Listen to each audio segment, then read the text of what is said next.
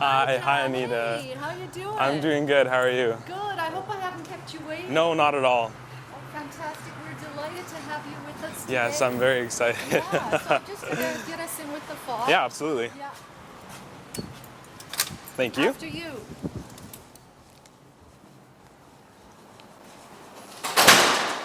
So, Elijah, thanks so much for coming today. It's really good to have you as one of our speakers on our Threads Cultural Symposium. So thank you for making time for us. Yeah, no problem. I'm excited to be here. It's going to be awesome. I'd just like to say that our talk today, just so that you know, because I think I told you a bit about it, it's about cross-cultural marriages and for sure. the benefits and challenges of saying I do. Yes. So maybe you could start by telling us a little bit about yourself. I know all about you, but I think other people would really be curious to know more. Yeah, for sure. Well, my name is Elijah Wren. I am half European of German and Norwegian descent, and I'm half Chinese. So my dad, he's from China. He lives in Beijing, and my mom is from here in Saskatoon and grew up here. Yeah. Do you think that your generation and the kids around you are more open and more open to diversity, and it's not such an issue maybe as it might have been? I think that, compared to even like a couple of years ago, it's definitely different. And kids my age nowadays, you'll find very few and far between people who are against diversity and who don't want to support that kind of thing. So that's really awesome. So I didn't really have any issues in that sense really growing up or anything like that, because I was always, I attended international schools in Japan, and I was, always surrounded by diversity. Good. So let's get to that. Can we ask a personal question, if it's okay, or Absolutely. sort of personal, about how did your mother and father meet? So you just explain how they got together if they're from such different cultures. So my mom's a teacher, and she was teaching abroad in China. And she taught it in a couple different places in China, but was, I think, on a trip, maybe like a little to Beijing, when she first met my dad, and he owned a restaurant at the time, or a store. It switched. But anyways, she pretty much walked in there and fell in love with him, and that's pretty much how it goes. So they met there, and the rest is history, as they say. Yeah, well, I have an interesting story about that as well, and that's how I wound up in Istanbul, but that's another story. We're here to hear your story today. Okay, so, I'm just curious. You said your mother was from Saskatoon and European descent and whatever. I just wondered, how did she choose China? Because she could have chose many different countries. Do you know that part of the story? Well, I know she wanted, ever since she was young, she wanted to travel. And she's been all over the world, but I think she just happened to go to China because there was teaching opportunities there, and she knew about those opportunities, and that there was lots of available spots to go teach there. Okay. So after university, she went to go teach in China, and And travel is a great teacher, isn't it? Yes, exactly. Yeah. So when they married, did they live over there for a long time or for a while? Yeah. So what happened was they had two weddings because not all the family could travel. That. Yeah. So they had one wedding in Beijing, and another one here in Saskatoon. And some family were able to go to both, but yeah, so they had two so that everyone could go, so which is really cool. And everybody be happy. Did they sort of follow any traditions, or they decided to sort of manage their traditions in between, or they just sort of created their own new third space? I'm gonna say kind of a mix of all of that. My mom was always super okay, so this is who you are. You're half Chinese, so my whole family too, on my mom's side, embraced that. And same with on my dad's side, celebrating, traditions and holidays and different things like that was really awesome, because both my families were so, ready and willing to participate in the other's culture and stuff like that. So that was really cool, yeah. That's a really important point you make, is that they were willing and ready to participate and learn from each other's cultures. So how do you think that learning might have rubbed off on you, or has it influenced you in that respect? Well, I think one of the, like, like you said, travel is such an amazing teacher. And I learned from a very young age that, that traveling would be, what helped me learn. And that I learned that, stories from people and stuff like that were worth 100 times more than, a textbook or something like that. But that actually interacting with people and talking to people and engaging with people from across the world was one of the best ways to learn. So yeah, I learned that from a very young age because, my families were so willing to do that. And so it kind of just trickled down the stream or whatever. Yeah, exactly. So, yeah, and in talking and engaging with others and just being open and keeping an open mind, it allows you to get rid of or dispel any kind of set notions or certainties you had about a culture. Yes, yeah, which is one of the big things. Like, even like for people who don't come from a family like mine, I think it's super important to, like, from a very, like, early young age, to be exposed to different cultures and to engage in other people's lives, not just from where you're from, but from where they're from. Yeah. So yeah. Even my parents were from different cultures, although European based, but one we could say sort of East, which is sort of Europe, but not really, Ukraine, right. And Yes. my mother, British, and sort of very different in that respect. But even they had differences, which is perfectly normal in a relationship. But were there specific challenges to that you might want to talk about, and maybe benefits? Obviously, we're learning the benefits, but any kind of challenges to that? I think, yeah, for sure. Like, the benefits, like, doubly, triply outweigh, the challenges. But of course, in any relationship, in any situation where people get together, there's always challenges. And so for us, one of the things was obviously like a language barrier.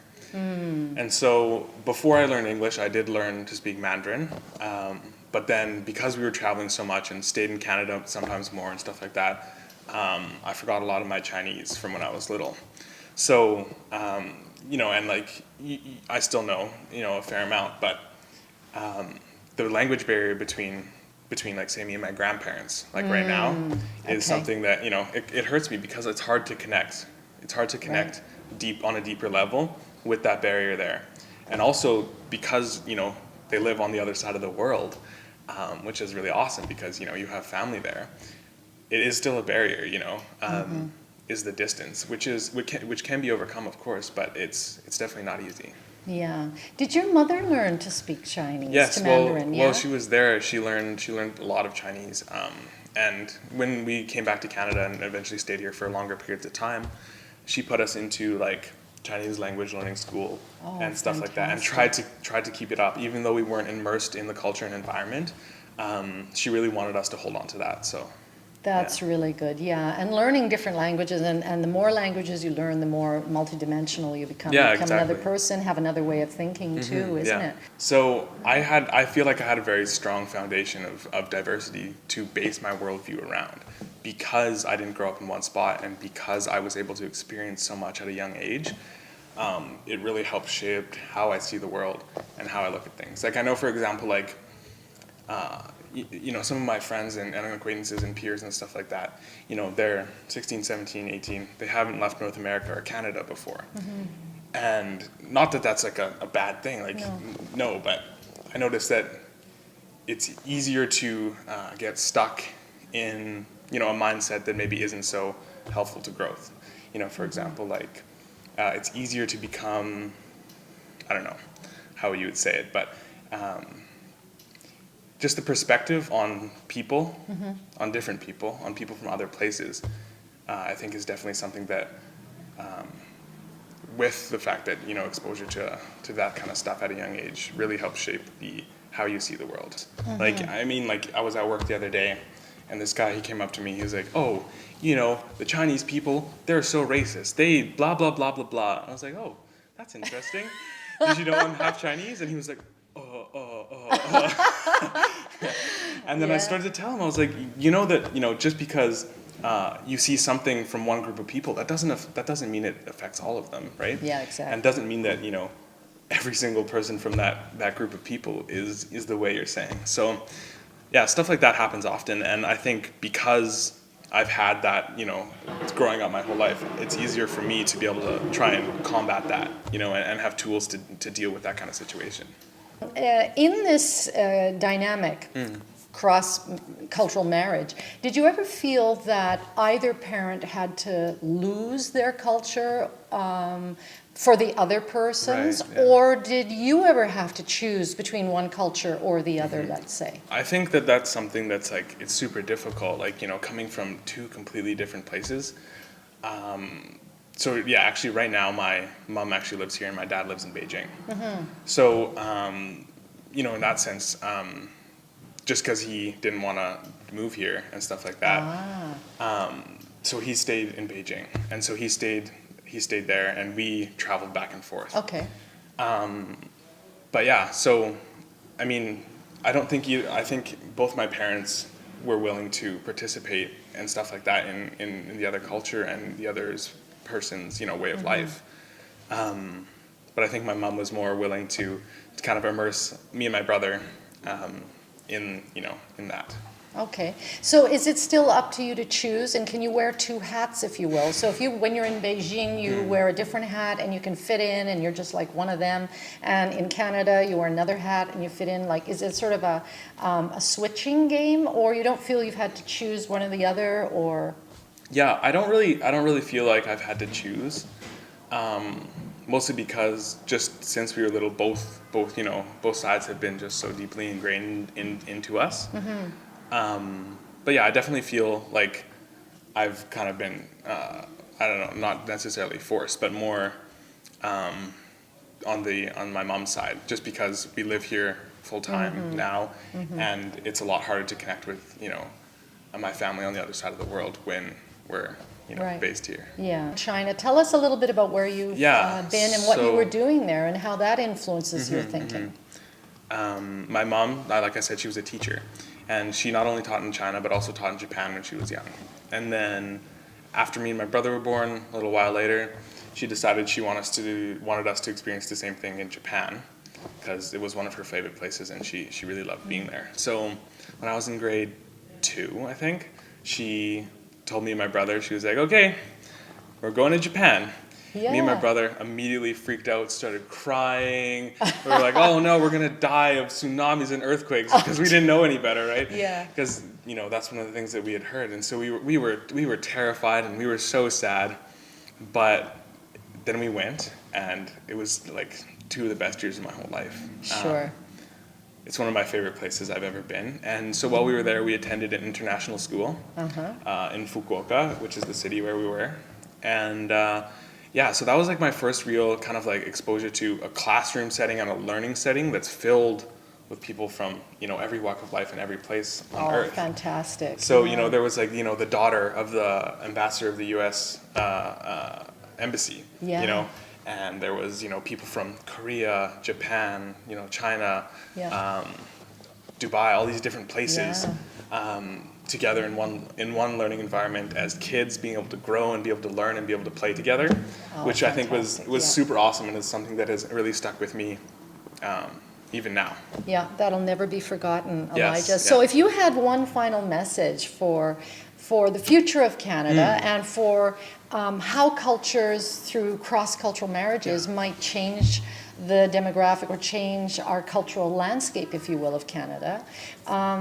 Would you say in the end that cross-cultural marriages can do that, release cultural friction, or somehow take us further as Canadians to understand one another? What would your message be? Yeah, I think the first thing I would probably say is, don't let anyone tell you who to fall in love with, because that's more important than anything. Yeah, but I think that if you kind of step out of your comfort zone and you step out of your beliefs and you're willing to explore the world.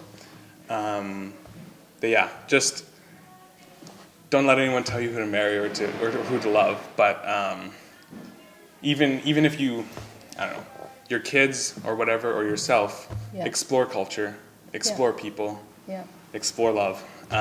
Nice. So we go off in search of love and knowledge, which is what happened to me too, and I wound up in Istanbul. So anyway, it's been beautiful to have you with us today and very enlightening, and I always feel and sense in you that this optimism of, doing good and, changing through your own actions how we see people. And maybe one final thing, Saskatoon is so diverse now. Yes. And so in a way we can explore the world through exploring each other just by approaching who's next to us. And I think an easy, misconception is that, exploring culture is difficult. It's not difficult. It's easy. Look around.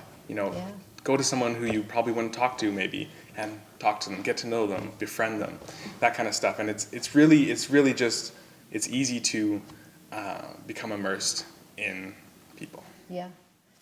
Great. Thank you. Thanks so much. And good luck with all your studies in Vancouver. Yeah, for sure. And always come back and visit us. I will. Thank you very much. Yeah, Take care. Sure. Thank you so much, Elijah.